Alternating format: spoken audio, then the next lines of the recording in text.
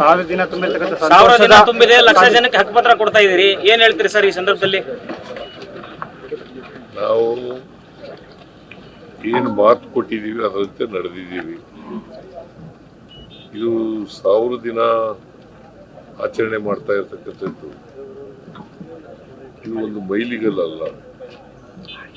ನಾವು ಬಡವರು, ಈ ದೇಶದ ಬಡವರು, ಮಹಿಳೆಯರು, ದಲಿತರು, ಹಿಂದುಳಿದವರು, ಅಲ್ಪಸಂಖ್ಯಾತರು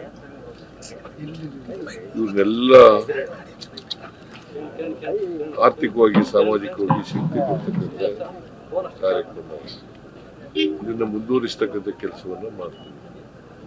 ಇಲ್ಲಿವರೆಗೆ ಏನ್ ಮಾತು ಕೊಟ್ಟಿದ್ದೋ ಅದರಂತೆ ನಡ್ಕೊಂಡಿದ್ದೀವಿ, ಮುಂದೆನೂ ಕೂಡ ನಡ್ತೀವಿ. ಸರ್, ಬಿಜೆಪಿ ಬಹಳ ವಿರೋಧ ಮಾಡ್ತಾ ಇದ್ದಾರೆ ಸರ್.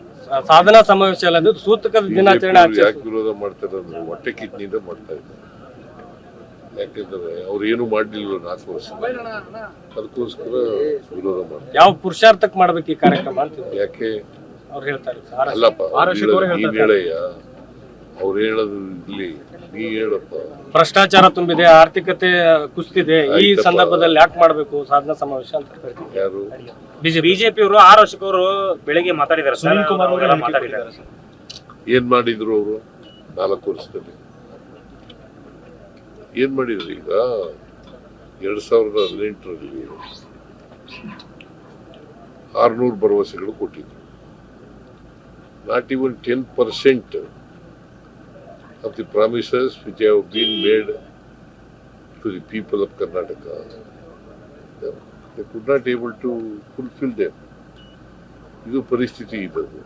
ಅವರು what moral right they have ನಮ್ಮನ್ನು ಕ್ರಿಟಿಸೈಸ್ ಮಾಡಲಿಕ್ಕೆ? ನಾವು 592 ಭರವಸೆಗಳಲ್ಲಿ 243 ಭರವಸೆಗಳನ್ನು 2 ವರ್ಷದಲ್ಲಿ ಈಡೇರಿಸಿದ್ವಿ. 2.5 ವರ್ಷದಲ್ಲಿ ಇನ್ನು ಉಳಿದವನ್ನು ಕೂಡ ಈಡೇರಿಸ್ತೀವಿ, ಪ್ರಯತ್ನ ಮಾಡ್ತೀವಿ. ವಚನ ಭ್ರಷ್ಟ ಕಾಂಗ್ರೆಸ್ ಸರ್ಕಾರ ಅಂತ BY ರಾಘವೇಂದ್ರ ಅವರು ವಚನ ಭ್ರಷ್ಟ ಬಿಜೆಪಿ ಸರ್ಕಾರ, ಕಾಂಗ್ರೆಸ್ ಸರ್ಕಾರ ಅಂತ ನೀವ್ ಹೇಳ್ರಿ. ಬಿಜೆಪಿ ಅವರು ಆರೋಪ ಮಾಡ್ತಿದ್ದಾರೆ ಸರ್. ಆರೋಪ ಅಷ್ಟೇ, ಸುಳ್ಳು ಆರೋಪಗಳನ್ನು ಮಾಡ್ತಾರೆ.